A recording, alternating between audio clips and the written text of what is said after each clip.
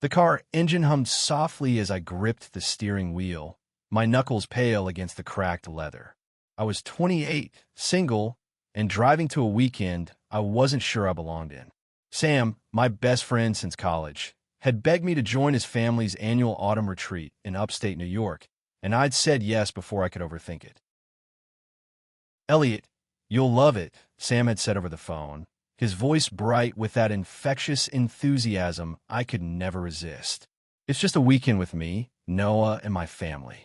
Good food, great views, and maybe a little chaos." He laughed, but there was a nervous edge to it I couldn't place. Noah, Sam's partner of 3 years, was someone I'd only met a handful of times. Always kind, always steady, but distant in a way that made me wonder what he thought of me. I wasn't sure why Sam was so insistent, but the weight of his plea stuck with me. Maybe it was the way he said family, like it was a lifeline. The GPS announced my arrival as I pulled into the gravel driveway of a charming 2-story house, its wraparound porch strung with fairy lights. The air smelled of pine and wood smoke, and golden leaf crunched under my boots as I stepped out. Sam burst through the front door before I could even grab my duffel bag, his flannel shirt untucked and his grin wide enough to light the dusk. "Elliot, you made it." He pulled me into a hug, his warmth cutting through the October chill.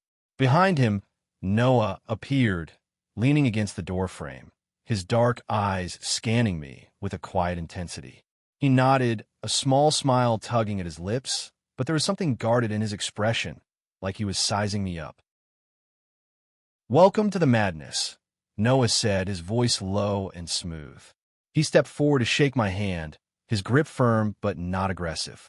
Up close, I noticed the faintest scar above his eyebrow, a detail I'd never caught before. It made him seem more human, less like the polished architect Sam always bragged about. Inside, the house was a whirlwind of noise and warmth.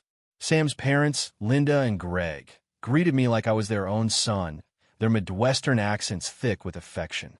His younger sister, Mia, a 24-year-old aspiring painter, gave me a playful nudge and a glass of mulled cider. The living room was cluttered with family photos, mismatched furniture, and the kind of lived-in chaos that felt instantly comforting. But beneath the laughter and clinking glasses, I sensed an undercurrent, a tension I couldn't quite name. Dinner was a sprawl of roasted vegetables, homemade bread, and a turkey that Linda proudly declared only slightly overcooked. The table buzzed with stories, Greg's fishing mishaps, Mia's latest art project, Sam's disastrous attempt at pottery. Noah sat at the head of the table, his hand resting lightly on Sam's, their fingers intertwined in a way that felt both natural and deliberate. I caught myself watching them, wondering how they made it look so effortless. Love, for me, had always been a tangle of misconnections and half-hearted dates. Watching them, I felt a pang of something I couldn't name.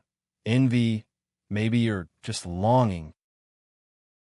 "So, Elliot," Linda said, her eyes twinkling as she passed me the mashed potatoes, "Sam tells us you're still dodging the dating scene. Anyone special we should know about?" I laughed, hoping it didn't sound as forced as it felt.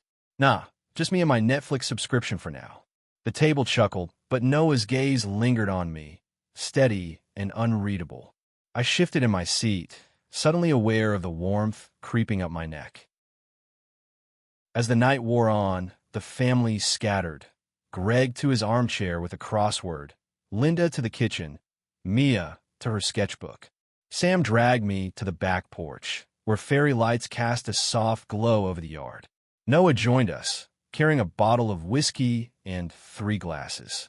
The air was crisp, and the stars were starting to peek through the twilight. "Okay, Elliot," Sam said, pouring a generous splash into my glass. "No pressure, but this weekend's kind of a big deal." His voice was lighter than usual, but his eyes were serious. "Noah and I were thinking about taking a step. A big one." My stomach twisted. "Like marriage?"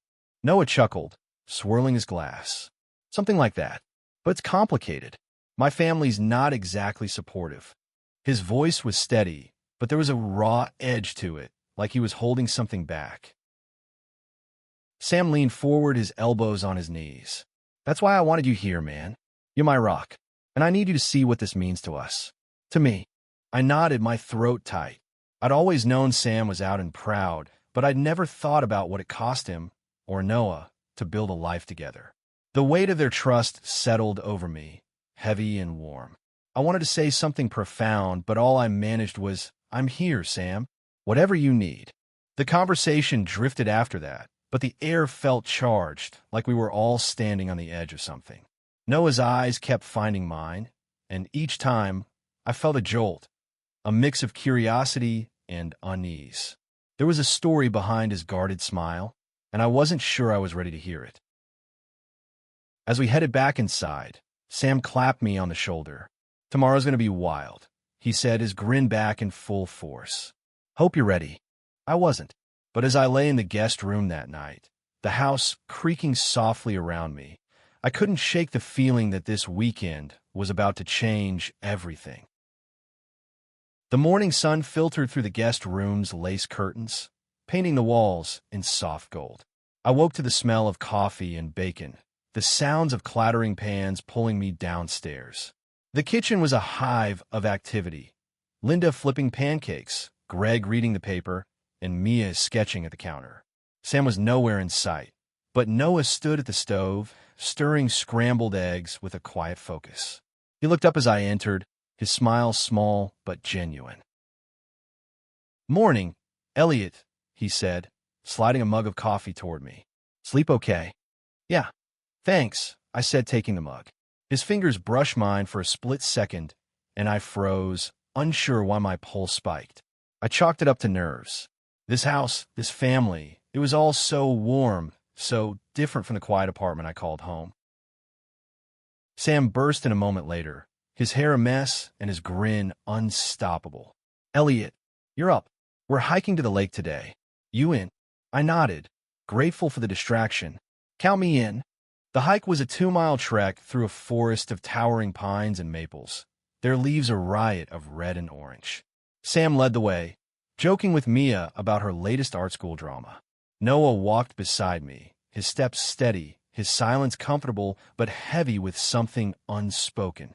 I caught myself stealing glances at him, the way his sweater hugged his shoulders, the way his jaw tightened when Sam mentioned his family. You're quiet, Noah said suddenly, his voice low enough that only I could hear. Everything okay? I shrugged, kicking a pebble down the path. Just taking it all in. This is a lot different from my usual weekends. He laughed softly, a sound that felt like a secret. Yeah, Sam's family is intense. In a good way. They're loud, but they love hard. I nodded, unsure how to respond. I'd always envied Sam's ease with people, his ability to belong anywhere. Me? I was the guy who overthought every word, every glance. Noah's attention felt like a spotlight, and I wasn't sure I liked it. The lake was a mirror of the sky, framed by jagged cliffs and whispering reeds. We spread out blankets and unpacked a picnic of sandwiches, fruit, and Linda's famous lemon bars. Sam and Mia raced to the water's edge, splashing each other like kids. Greg and Linda watched from the blanket, their laughter warm and easy. Noah and I stayed back, sitting on a fallen log, the distance between us feeling both too close and too far. So, I said, picking a blade of grass, Sam mentioned your family. You don't talk about them much. Noah's expression tightened, his fingers tracing the rim of his water bottle. Not much to say. They're traditional. Catholic. When I came out, it didn't go well. He paused, his eyes fixed on the lake. They think love's only real if it fits their rules. Sam's family. They're the first people who made me feel like I could be myself. My chest ached at the weight of his words. I wanted to ask more, but the rawness in his voice stopped me. Instead, I said, I'm glad you have Sam. In them. He looked at me then, his eyes searching mine. What about you, Elliot? Who's got your back? The question hit harder than I expected. I thought of my empty apartment, my late night scrolling, the dates that never went anywhere. I've got Sam, I said finally, and I guess I'm figuring out the rest. Noah nodded, like he understood more than I'd said. Before I could say anything else, Sam's voice cut through the air. Elliot, Noah, Get over here. You're missing the fun. We joined the others, and the afternoon passed in a blur of laughter, cold lake water, and Mia's terrible puns. But Noah's words stuck with me, a quiet challenge I couldn't shake. Who did have my back? And why did his question make me feel so exposed? That night, back at the house, the family gathered for a game night that turned into a shouting match over Scrabble. Sam and Noah teamed up, their banter effortless, their hands brushing every chance they got. I watched them, my chest tight with something I couldn't name. Envy maybe, or something deeper. As the night wound down, Sam pulled me aside. Hey, can we talk? His voice was low, his eyes serious. We stepped onto the porch, the cool air biting at my skin. What's up? I asked, my stomach twisting. He hesitated, then said, Noah's been through a lot. His family, they cut him off when he came out. This weekend, it's not just about us. It's about showing him he's got a family now. With me. With us. He looked at me, his eyes pleading. I need you to be on board, Elliot. For him. I swallowed hard, nodding. I'm in, Sam. Whatever you need. He smiled, but it didn't reach his eyes. Good. Because tomorrow's going to be big. I went to bed that night with a knot in my chest, Noah's question and Sam's words echoing in my head. Something was coming, and I wasn't sure I was ready for it. The next morning dawned gray, the sky heavy with clouds that promised rain. The house was quieter than before, the energy subdued as everyone sipped coffee and picked at breakfast. Sam was fidgety, his usual grin replaced by a tight-lipped smile. Noah, on the other hand, seemed calm, too calm, like he was bracing for something. Big day today, Linda said, her voice bright but strained. She glanced at Sam, then Noah, then me.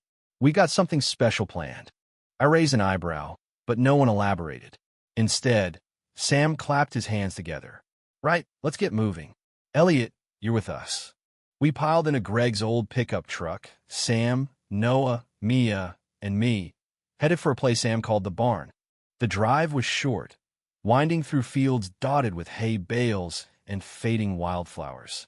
The barn turned out to be a weathered red structure, its roof sagging, but its charm undeniable. Inside, it was transformed. Fairy lights hung from the rafters, tables were draped in white cloth, and a small stage held a microphone and a guitar. What is this? I asked, my voice echoing in the cavernous space. Sam grinned, some of his usual spark returning. A surprise. For Noah. Noah's eyes widened, his calm facade cracking. Sam, what did you do? Before Sam could answer, Linda and Greg arrived with a van full of food, flowers, and folding chairs. Mia started setting up a projector, and within an hour, the barn was buzzing with activity. Neighbors and friends trickled in, their faces lit with excitement. I helped carry trays of sandwiches, my mind racing. This wasn't just a family gathering. This was something bigger. As the barn filled with people, Sam pulled Noah to the stage. The crowd hushed, and I found myself holding my breath. Sam took the microphone, his hand shaking slightly. Noah, he said, his voice thick with emotion, 3 years ago, you walked into my life and turned it upside down. You showed me what it means to love someone completely, even when it's hard, even when the world tells you it's wrong. The room was silent, every eye on them. Noah's face was a mix of shock and tenderness, his hands clasped tightly in Sam's. I stood at the back, my heart pounding. This wasn't just a speech. It was a moment. I know your family turned their backs on you, Sam continued, his voice breaking. But I want you to know you have a family here. With me. With us. He gestured to the crowd, to Linda and Greg, to Mia, to me, and I want to spend the rest of my life proving it. He dropped to one knee, pulling a small box from his pocket. The crowd gasped, and my chest tightened. Noah's eyes filled with tears, his hand covering his mouth. Noah James Carter, Sam said, will you marry me? The room erupted in cheers as Noah nodded, pulling Sam into his arms. They kissed, and the crowd surged forward, clapping and shouting. I stood frozen, my throat tight with emotion. I never seen love like this, raw, fearless, and so damn real. As the celebration kicked into gear, music blaring and drinks flowing, I found myself at the edge of the crowd, watching. Noah caught my eye and walked over, his smile soft but radiant. "You knew about this?" he asked, his voice hoarse from crying. I shook my head. Not a clue. Sam's good at surprises. Noah laughed, wiping his eyes. "Yeah, he is." He paused, then added, "Thanks for being here, Elliot. It means a lot. To both of us." I nodded, unable to find words. The weight of a moment, of their love, their courage, hit me like a wave. I'd spent years running from connection, afraid of getting hurt. But watching Sam and Noah, I wondered what I'd been missing. The rest of the day was a blur of laughter, dancing, and stories. Mia gave a tearful toast, Linda and Greg beamed like proud parents, and Sam and Noah never let go of each other's hands. But beneath the joy, I felt a shift in myself, a crack in the walls I'd built around my heart. As the night wound down, Noah found me again, a glass of wine in his hand. "You're thinking too much," he said, his tone teasing but kind. "What's on your mind?" I hesitated, then said, "I've never seen anything like this. You and Sam, it's like you're not afraid of anything." He looked at me, his eyes steady. "We're afraid. All the time. But we choose each other anyway. That's what love is, Elliot. Choosing someone, even when it's hard." His words hit me like a punch, and I looked away, my chest tight. For the first time, I wondered if I could choose someone too, if I could be brave enough to try. The rain started as we left the barn, a soft drizzle that turned the gravel road to mud. We piled back into the pickup, the mood still electric from the proposal. Sam and Noah sat in the back, their heads close, whispering and laughing like no one else existed. I drove, my hand steady on the wheel, but my mind racing. Noah's words, choosing someone, even when it's hard, kept looping in my head, stirring something I wasn't ready to face. Back at the house, the celebration continued. Linda broke out a bottle of champagne, and Mia cranked up a playlist of cheesy love songs. I tried to join in, laughing at Greg's terrible dance moves and Mia's dramatic reenactment of the proposal. But my eyes kept drifting to Sam and Noah, their ease with each other, their unspoken trust. It was beautiful, but it hurt too, like a mirror showing me everything I didn't have. As the night wore on, I slipped outside to the porch, needing air. The rain had stopped, leaving the world quiet and glistening. I leaned against the railing, staring at the stars, when the door creaked behind me. Noah stepped out, his sweater swapped for a hoodie, his expression soft but curious. "Escaping the chaos?" he asked, leaning beside me. "Something like that," I said, managing a smile. "Just thinking." He nodded, his gaze fixed on the horizon. "Big day, big feelings." I laughed, surprised by how easily he read me. "Yeah, I'm happy for you guys. Really, it's just," I trailed off, unsure how to finish. "It's a lot," he said, filling the silence. "Seeing love up close like that, it makes you question things." I looked at him, startled. "How do you do that? Know what I'm thinking?" He shrugged, a faint smile tugging at his lips. "I've been where you are, wondering if I'd ever find someone who'd choose me back, wondering if I was enough." His honesty caught me off guard. I'd always seen Noah as unshakable, the steady counterpoint to Sam's chaos.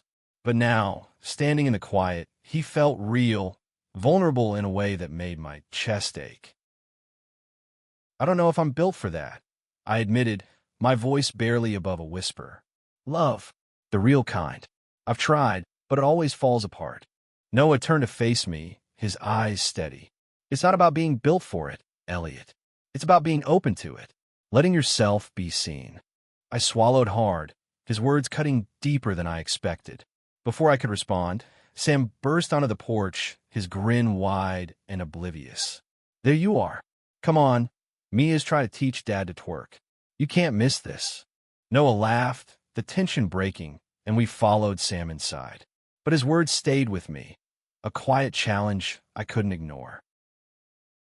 The next morning, I woke to the sound of rain again, heavier this time. The house was quiet, the family sleeping off the night's festivities. I found Noah in the kitchen, alone, staring out the window with a mug of tea in his hands. He looked up as I entered, his smile soft but tired. "Morning," he said. "Want some tea?" "Sure," I said, sitting across from him. The silence was comfortable, but there was a weight to it, like we both knew something was shifting. "Sam's still out cold," Noah said, handing me a mug. "He's not built for late nights." I laughed, sipping the tea. "He's built for chaos, though." "That he is." Noah's smile faded slightly, his eyes searching mine. "You okay, Elliot? You've been quiet." I hesitated, then decided to be honest. "I'm trying to figure out what this weekend means. For you guys, it's a beginning. For me, I don't know. It's making me look at myself differently." He nodded, like he'd expected it. "That's what love does. It holds up a mirror. Sometimes it's beautiful. Sometimes it's brutal." I looked at him, really looked at him, and for the first time I saw the cracks in his calm exterior, the fear, the hope, the strength it took to stand here engaged to Sam in a world that didn't always accept them. And I realized I wanted that strength, that courage to choose someone and be chosen. The rest of the day passed in a haze of rain and board games. The family hunkered down against the storm. But my conversation with Noah lingered, a spark that wouldn't fade. As we sat around the fire that night, Sam's head on Noah's shoulder, I felt a shift inside me, a quiet resolve to stop running from love, to start letting myself be seen. The rain didn't let up, turning the weekend into a cozy, indoor affair. We spent the day sprawled across the living room, playing cards, swapping stories, and eating leftovers. Sam and Noah were inseparable, their hands always touching, their smiles brighter than the fire crackling in the hearth. I watched them, my heart caught between awe and ache. Their love was a living thing, tangible and fierce, and it made me feel both included and apart. Mia noticed my quietness and pulled me into a game of Uno, her competitive streak making me laugh despite myself. "You're too serious, Elliot," she teased, slamming a wild card onto the pile. "Loosen up. You're part of the family now." Her words hit me harder than I expected. Family. I'd never had much of one. My parents were distant, my siblings scattered. Sam's family, with their warmth and chaos, felt like something I'd been searching for without knowing it. But it was Noah's steady presence, his quiet understanding, that kept pulling my attention. That afternoon, while the others napped or read, Noah and I ended up in the kitchen, washing dishes side by side. The rain pattered against the windows, a soft rhythm that made the moment feel intimate, almost sacred. "You're good at this," Noah said, nodding at the stack of clean plates. "Sam's hopeless with dishes." I laughed, scrubbing a pan. "Years of living alone. You learn to clean up your own messes." He smiled, but his eyes were serious. "Not everyone does. Takes guts to face your own stuff." I paused, the sponge still in my hand. "You sound like you're speaking from experience." He shrugged, drying a glass with slow, deliberate movements. "When my family cut me off, I had to rebuild everything. Who I was, what I wanted. It's messy, but it's worth it." I nodded, my throat tight. I've been running from messy my whole life. "Safer that way." Noah set the glass down, turned to face me. "Safe's overrated, Elliot. You can't find love if you're hiding." His words landed like a stone in still water, rippling through me. I wanted to argue, to say I wasn't hiding, but the truth was undeniable. I'd spent years building walls, convincing myself I didn't need anyone. But standing here, with Noah's steady gaze and the warmth of this house around me, I felt those walls crumbling. That night, as the rain tapered off, Sam suggested a walk to clear our heads. The four of us, Sam, Noah, Mia, and I, bundled up and headed out, the air crisp and heavy with the scent of wet earth. The stars were bright now, the clouds parting to reveal a sky that felt endless. Sam and Mia walked ahead, their laughter echoing, while Noah and I lagged behind. "You ever think about what you want, Elliot?" Noah asked, his voice soft in the dark. "Not what you're supposed to want, but what you really want." I stopped, the question catching me off guard. "I don't know. I guess I've been too busy surviving to think about it."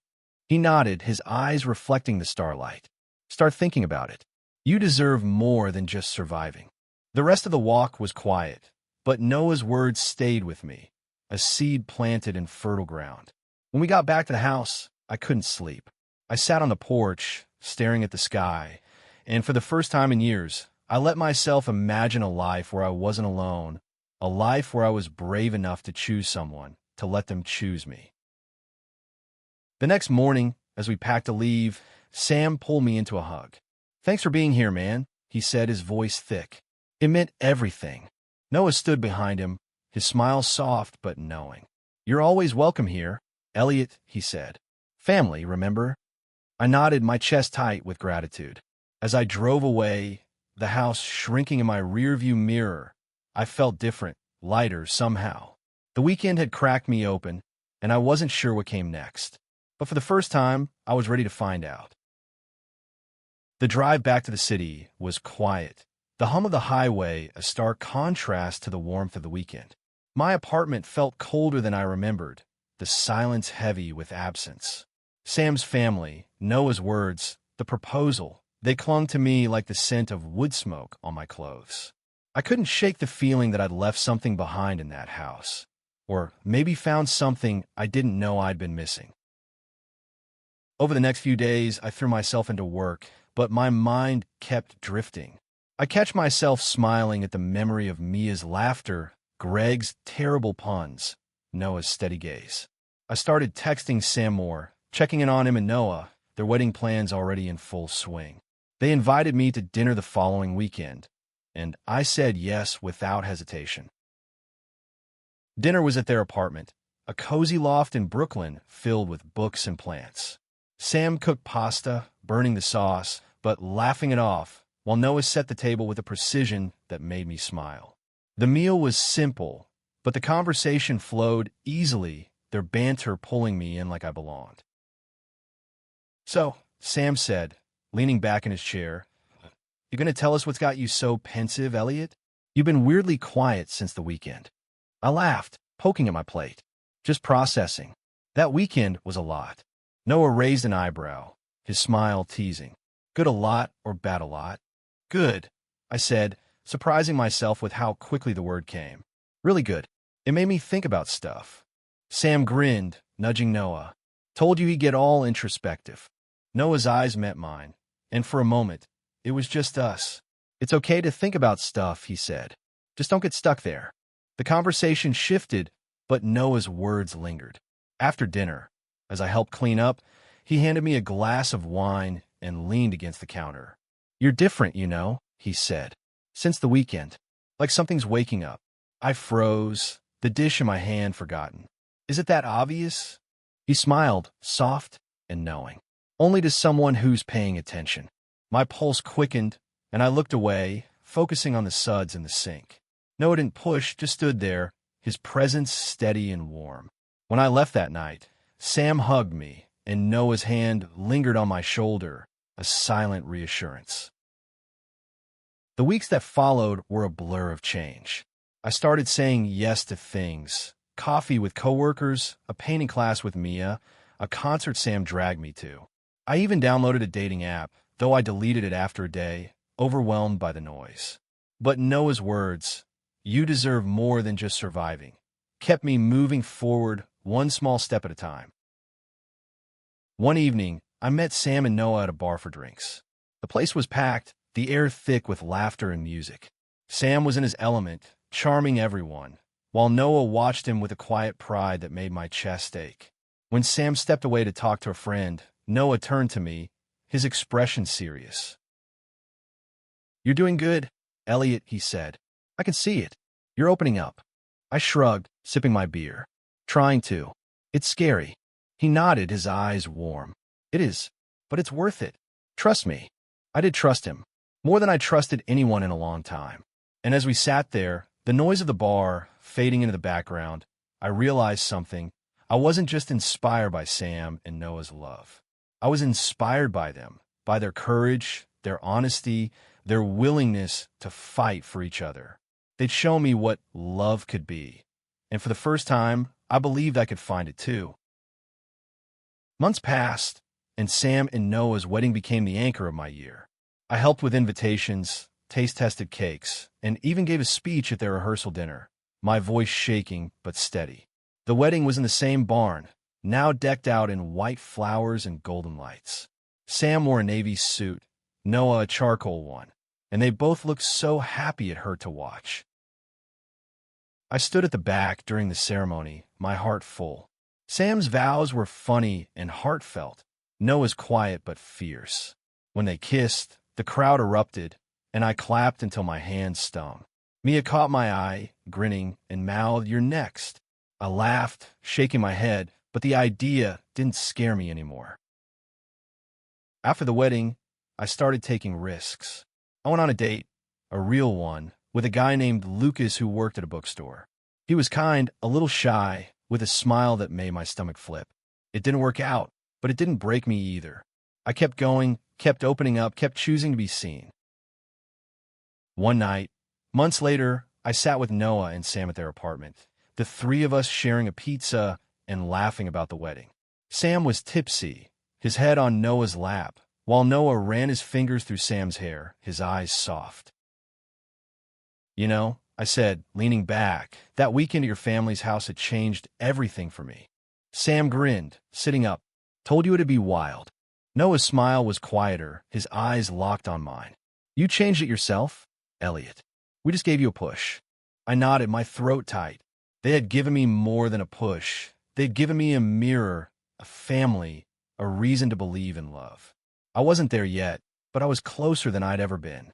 And for the first time, I knew I'd get there. As I left their apartment, the city buzzing around me, I felt a quiet certainty settle in my chest. Love wasn't just something that happened to other people. It was something I could choose, something I could fight for. And I was ready to start,